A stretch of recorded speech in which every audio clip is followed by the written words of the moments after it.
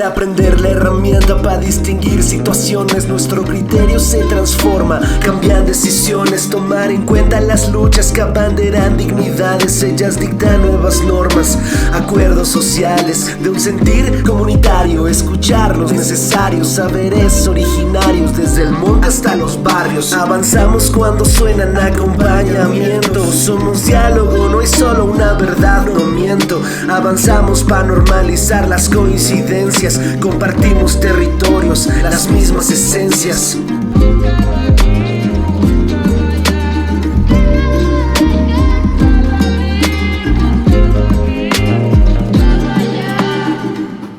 Bienvenidos al primer Carnaval Victoria. En este primer capítulo vamos a ver cómo arruinaron mi película favorita, y para eso tenemos aquí a Terenú, ella un sujete parlante, andante, creadora, activista, cree firmemente en el poder de las narrativas y transita su vida entre la superstición y la ciencia.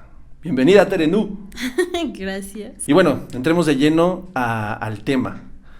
Sí, como decíamos hace un ratito, arruinaste mi película favorita. Qué bueno. Pero bueno, hablemos. ¿Cómo se llama mi película favorita? Se llama El lado oscuro del corazón. La narrativa de toda la película la trazan muchos versos de 3 autores, que es de Mario Benedetti, de Juan Gelman y del mismo Oliverio Girondo. Uno de esos versos, que es con el que inicia la película, creo que es el que te inspiró a ti para hacer la pieza que a mí me cambió mi perspectiva. Cómo ese verso genera la narrativa de nuestro personaje. Me importa un pito que las mujeres tengan los senos como magnolias o como pasas de higo. Un cutis de durazno o de papel de lija.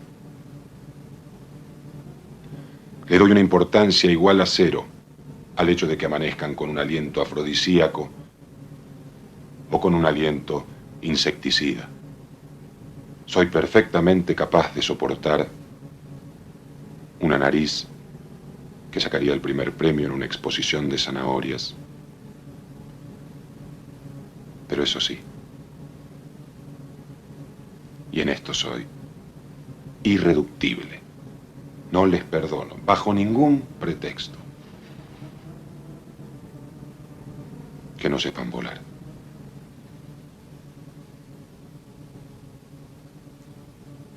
Si no saben volar, pierden el tiempo conmigo.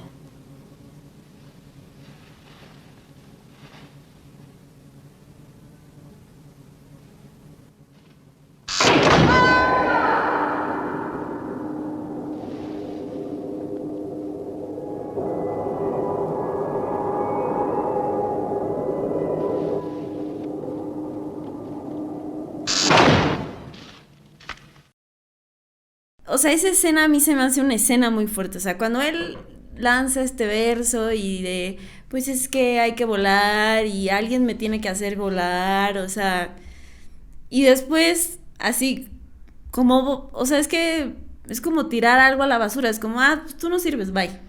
O sea, a mí se me hace muy violenta. O sea, a mí esa escena se me hace súper violenta, simbólicamente, hasta visualmente. O sea, cuando ves que se abre la cama y se va la chava, dices, güey, ¿no? No, y a mí lo que me interesó mucho de esta postura, de esta lectura, fue que al final la película está envuelta, adornada, en un buen de lugares comunes de la poesía, sí, de la poesía latinoamericana. O sea, claro. es como ejercer violencia hacia una persona, pero al final te voy a dar una rosa o te voy a leer un poema y todo se va a perdonar. Y eso es donde yo creo que ahí está la trampa. Me pongo a reflexionar, bueno, es que ¿qué posibilitan estas narrativas? O sea, a veces uno las da por hecho y a veces uno dice, pues sí es un poeta que claro, pues está aquí, está allá, y ya sé esto y eso. Güey, pero hay o sea, estás posibilitando cosas como crear a alguien, a un ser humano desechable, y entonces ahí te puedes ir a debrayes muy amplios, ¿no? Totalmente. Oye, me interesa pasar a la parte, porque, digo, una de los detonantes que genera toda esta conversación es que Tere es co-creadora de un proyecto que se llama Historias de Ovarios. Platícanos un poco de eso y después platícanos de qué hiciste con esta información de esta película, este personaje, ese poema, esas escenas. Bueno, lo que pretende Historias de Ovarios es como encontrar esta ovariedad, que es lo que nosotros lo hemos definido así, que es justo que no, o sea, que sean historias que no necesariamente estén definidas por el género, pero que quizás existan muchas otras historias que entran dentro de esta variedad y nosotros las queremos rescatar para justo hacer las viñetas, hacer las cómics, hacer las manuales, o sea, porque tenemos un manual de sexualidad, ¿no? Como esta discusión de acosas o coqueteas, ¿no? Y están buenísimos, los temas están buenísimos. Entonces se vuelven como cosas que aparentemente son obvias, pero nos hemos dado cuenta que no son tan obvias. Entonces, por eso es importante, o sea, para nosotros es importante como nombrarlas, ¿no? Totalmente. Creo que ahí empieza como esta necesidad de nombrar las cosas. Y además o sea, de volverle a dar un significado desde otro punto de vista, ¿no? Entonces, justo en la viñeta, pues sale Olivero volando. Con su gabardina de ángel caído. Ajá. Ya no está transitando en Buenos Aires o Montevideo y está volando. Ajá. Y él en su burbujita de diálogo está diciendo, pero eso sí, y en eso soy irreductible. No les permito, bajo ningún pretexto, que no sepan volar. Si no saben volar, pierden el tiempo conmigo. Viñeta siguiente. Avanzamos. Ajá. Sale, o sea, lo que nosotros le nombramos la vaquera feminista, y entonces da un tiro, ¿no? Y entonces es como, pues, una masculinidad tóxica menos. Pero me gusta que no le tengas un respeto como fiel o una fidelidad así de que eso es así y no va a cambiar. Me gusta regresar al pasado, cuestionar, para que exactamente ahorita pueda generarse como una nueva lectura de eso. O sea, yo te entiendo, y déjame ver si te entiendo. Yo no creo que tú estés en contra de la peli.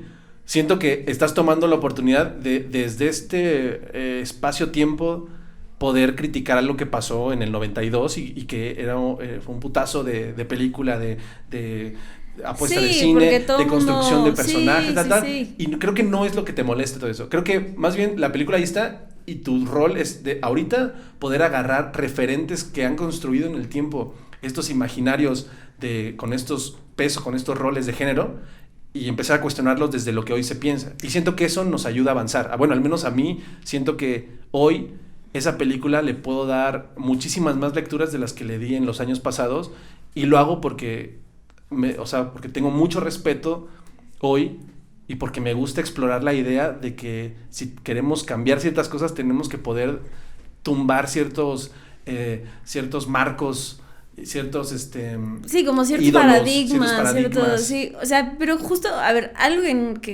o sea, que sí pasa, y es que así es como creo que se tiene que ver, es uno siempre juzga desde su presente, ¿no? O sea, ¿qué condiciones hay en este presente que te puedan hacer juzgar ese pasado? Claramente, o sea, creo yo, si no existiera esta ola feminista tan, como yo la siento, tan cercana, ¿no? Quizás no se me hubiera ocurrido esa viñeta o ese personaje, ¿no? Y entonces creo que sí es importante reconocer las condiciones de posibilidad que hay ahorita.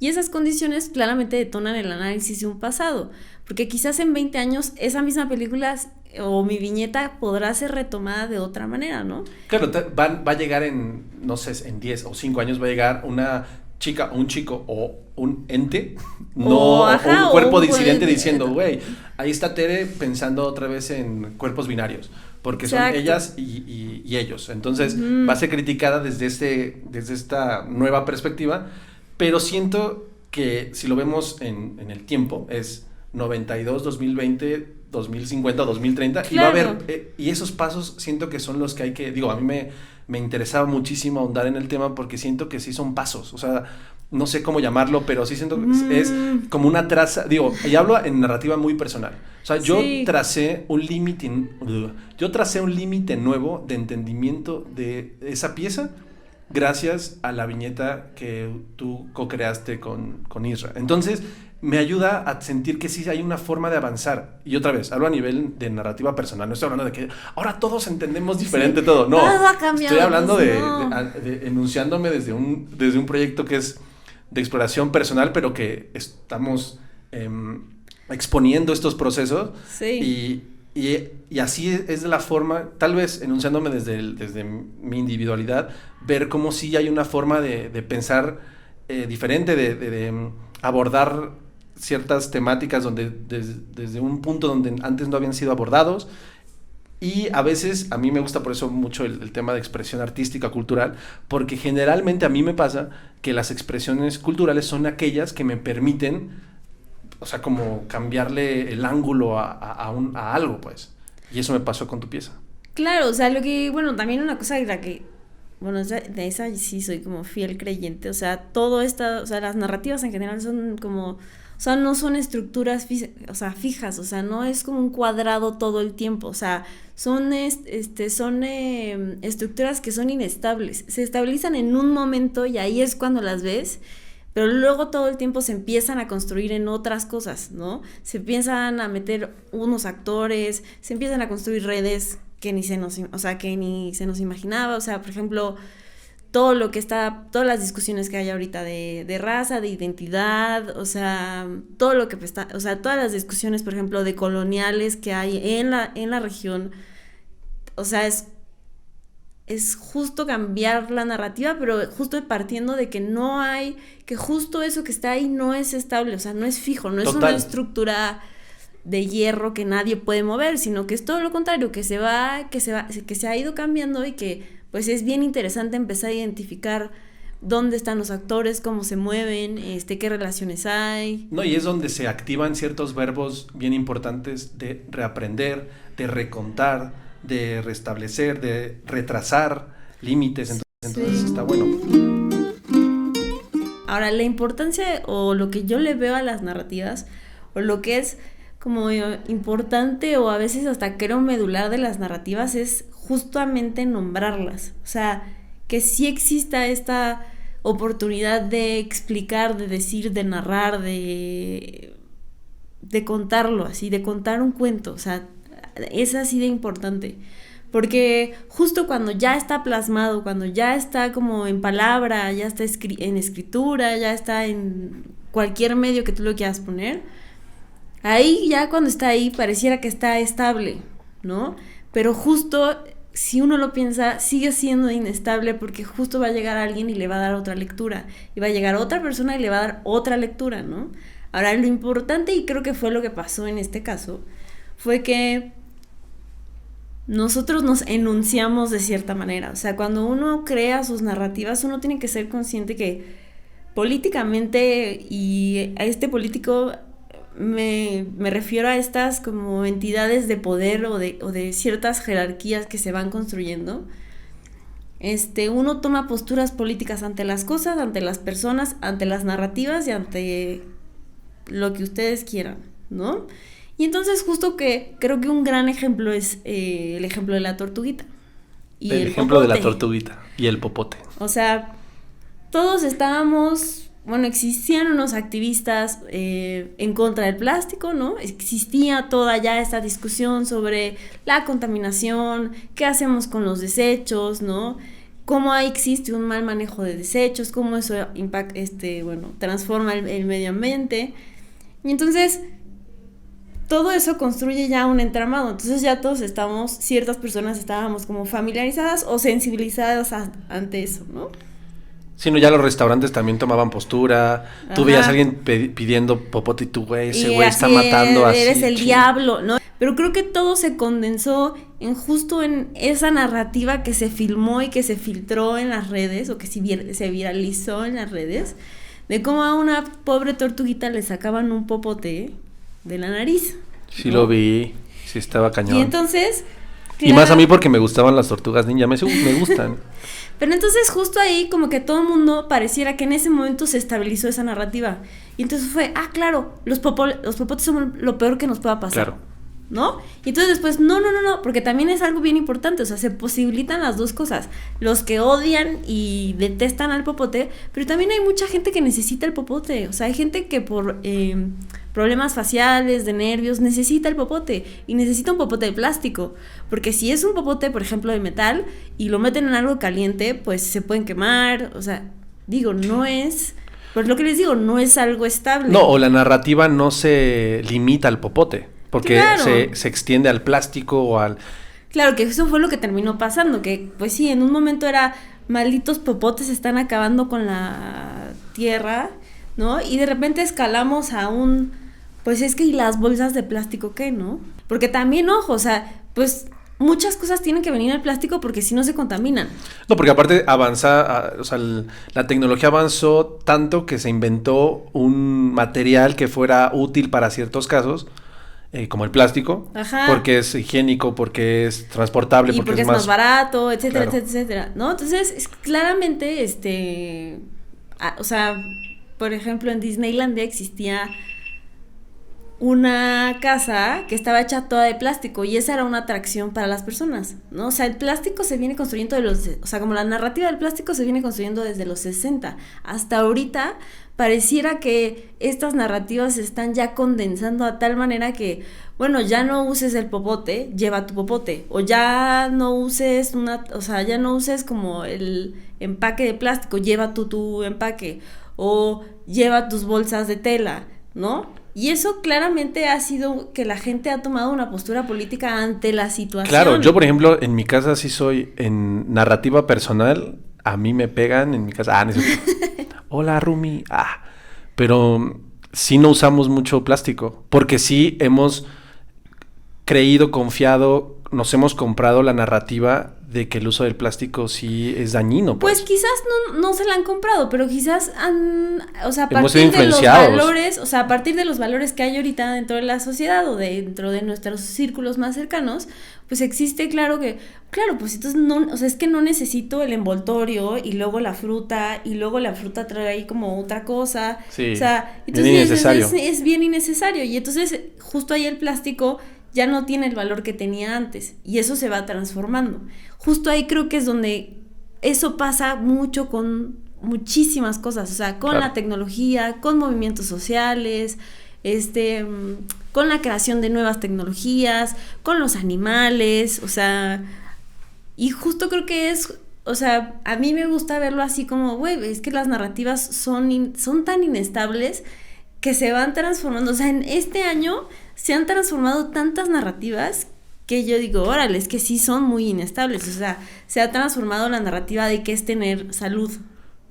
Claro, total. ¿No? Oye, tan así que la gente, bueno, mucha de la gente, y me incluyo, que antes veíamos como el uso del plástico como algo malo, en esta pandemia comienzas a usar otra vez mucho plástico por el tema del cuidado de la salud, porque se antepone la narrativa del cuidado de la salud más que la narrativa del no uso del plástico. Exacto, y entonces esas narrativas creo que son muy importantes porque lo que hacen es como que revelan los valores que se están discutiendo dentro de la sociedad o que se le están dando importancia a la sociedad. Y justo creo que ahí es donde están los poderes de las otras narrativas. Conocer otras narrativas es acercarse a otros valores dentro de la sociedad. Vamos a hablar de qué pasa cuando se cruzan nuestras narrativas. Yo creo que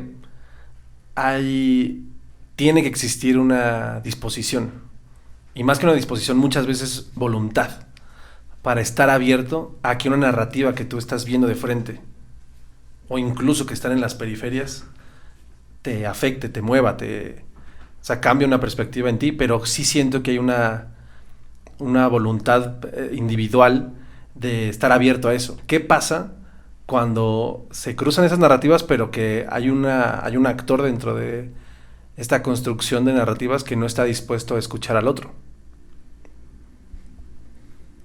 Pues, bueno, o sea, las dos son válidas, o sea, es válido que tú no quieras entrar en una narrativa y es válido que tú quieras, o sea, disponer o ampliar esa narrativa. Ahora, lo interesante es justo hacer ese ejercicio de, bueno, ¿qué me está diciendo esa narrativa que no es como de tan fácil acceso? O sea, que no, como que digo, bueno, sí, es que no, es que quién sabe, ay, es que me cae mal, ¿no? Porque sí, o sea, claramente cuando uno da su narrativa o prioriza su narrativa, cierra muchas puertas, ¿no?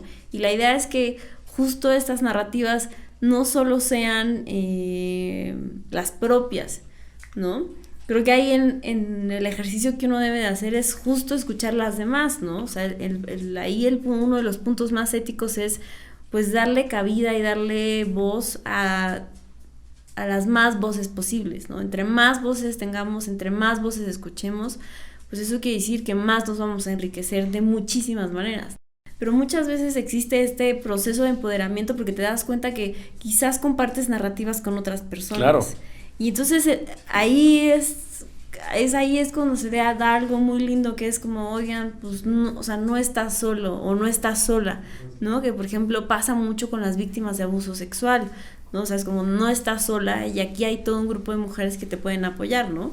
Y creo que una gran parte de ese empoderamiento es como justo conocer tu narrativa, pero saber que existen estos otros actores que pueden venir y cambiarla. Y creo que es bien importante aceptar desde el día uno que es bien inestable y que es bien válido saber que va a haber narrativas que no te cuadren y que va a haber narrativas que sí te cuadren, pero solo es en ese momento, en ese instante, en esas condiciones de posibilidad. Quizás después sí te hará más sentido un libro, o te hará más sentido un corto, o te hará más sentido algo que alguien te dijo. Totalmente, yo creo, y fíjate, yo a nivel personal te voy a decir lo que me pasa luego. Cuando estoy más frustrado, más como más indeciso, con una incertidumbre que me corroe desde adentro, es porque estoy muy ensimismado en mi narrativa propia. Generalmente, cuando me abro a escuchar o a darle voz a narrativas periféricas a las que están enfrente, darle, sí, claro, como cabida a tejer más narrativas, a construir narrativas, entrelazarlas, como se diga, es cuando dejo de sentirme como más oprimido por mí mismo, pues. O sea, regresando a la parte de qué es más importante, si defender la narrativa propia o darle voz a las otras, creo que van de la mano. Entre más tú des voz a las narrativas de las otras, la tuya propia se va a ir... Pero también hay algo bien importante, mejorando. O sea, muchas veces nuestras narrativas están construidas desde como una afuera, ¿no? O sea, creo que es muy... O sea, los roles de género ahí son muy impuestos, pareciera que del exterior, ¿no? O sea, creo que muchas veces sí estamos ensimismados, pero tenemos que entender que ese otro también está dentro. O sea, claro, también está en ti, o sea, también está en tus pensamientos, también está en cómo te cuentas las cosas, en cómo armas tus pensamientos, ¿no? Y lo tienes que saber identificar, ¿no? Y ahí creo que sí es bien importante sí tratar de armar o tratar de explicar o hacer este ejercicio de no juzgar, o sea, de decir, oye, es que claramente tengo todos estos prejuicios, claramente todo esto me está cruzando, ya sea claro, nacionalidad, género, lo que tú quieras, todo esto y todo esto es mi campo de enunciación, ¿no? Y entonces cuando yo me cruce con tu enunciación, pues quizás una de dos la rechace, pero quizás eventualmente tengamos alguna coincidencia, ya sea por nacionalidad, ya sea por afición a algo, ¿no? Dime una narrativa que tú hayas visto en alguien cercano o no, o en la tele, donde tú quieras, que no te ha hecho sentido y que te cause repele y de que ese punto de coincidencia no exista. Ay, yo podría hablar de mi proceso más personal porque luego ya exteriorizarlo se me hace muy, muy difícil y no creo en las exteriorizaciones, o sea, como que las cosas no están allá, están acá, siempre están acá. Entonces, yo en los últimos años sí he vivido un proceso pues con temas de salud mental y entonces entré en una depresión mayor y entonces esa depresión mayor a mí me causó cerrarme muy cañón a muchas cosas que me decían, ¿no? O sea, yo no entendía, o sea, por ejemplo, hay una frase que siempre te dicen de que tú no eres tus pensamientos y yo decía, no mames, no, o sea, pues obvio sí, güey, o sea, tú eres lo que piensas, ¿no? Y pasas un proceso y pasas un chingo de cosas y entonces te das cuenta que, pues que sí, que no eres tus pensamientos porque justo en esos pensamientos existen muchos juzgares, ¿no? O sea, es como no solo te juzgas tú a ti misma, sino claramente la voz de alguien más entra y sí pareciera que te entras como en una burbujita en la que justo no dejas entrar ninguna otra narrativa, pero tampoco te empiezas a apropiar de tu narrativa, ¿no? Entonces, pues claramente en ese proceso a mí no me entraban chingos de narrativas, o sea, yo decía, este güey es un pendejo, este también, y esta también es una pobre pendeja, y hasta que de repente un día fue como, no, pues no estaban tan pendejos, la pendeja era yo, ¿no?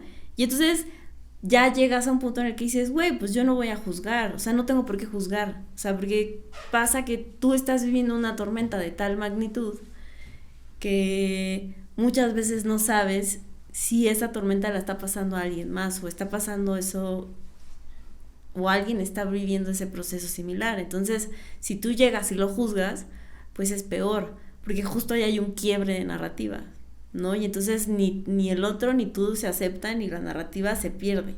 Yo creo que somos muy duros luego también de juzgar nuestras narrativas pasadas. Yo, por ejemplo, me acuerdo del Rubas de los 20s y sí digo, cabrón, o sea, ¿qué estaba pensando? Sí, ¿qué dices? Porque es fuerte, digo, quise llegar al punto donde te desgasta mucho porque no estás canalizando esta energía de haterismo y de cosas. O sea, yo me acuerdo ahorita de que a mí me cagaba que gente escuchara cierto tipo de música y era una pendejada, o sea, no, ¿por qué?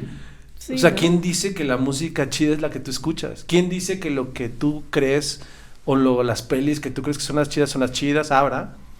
¿Quién cree? ¿Quién cree que...? Ya pasamos esa discusión.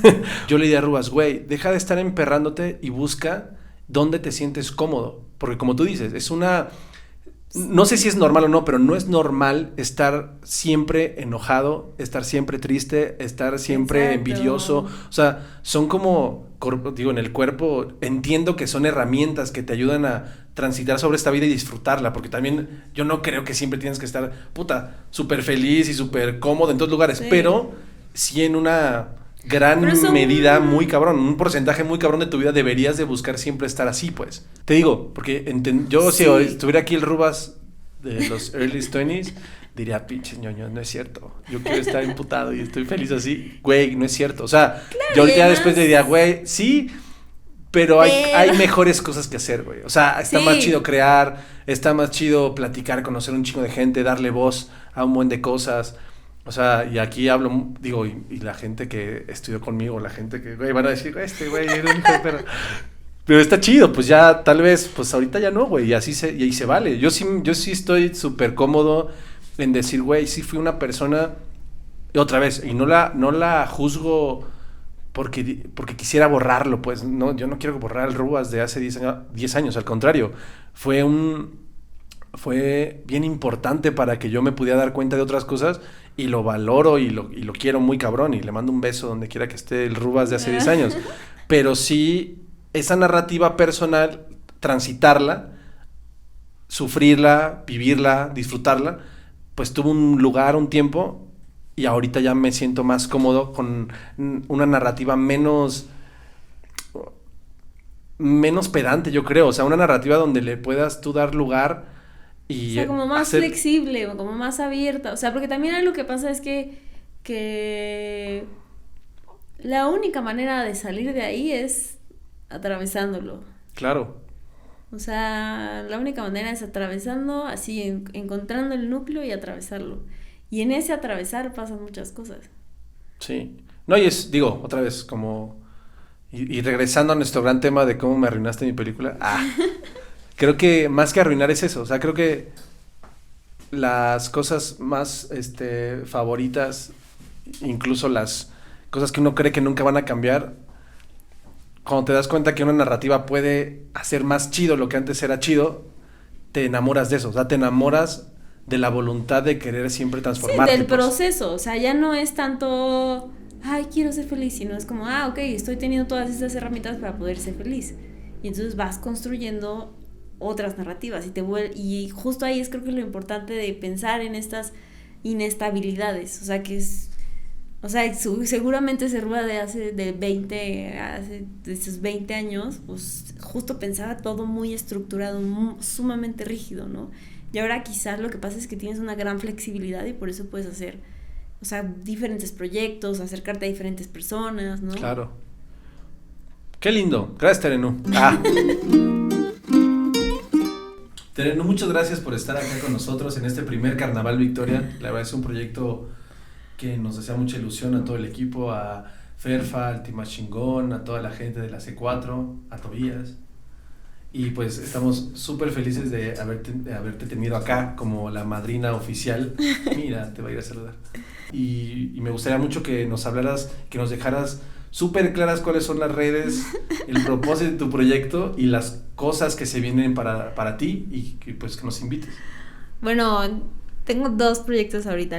Bueno, artísticos solo ahorita hay 2. El primero es Historias de Varios, que subimos como información sobre muchos temas, ¿no? Un poco a veces el pivote es el género, ¿no?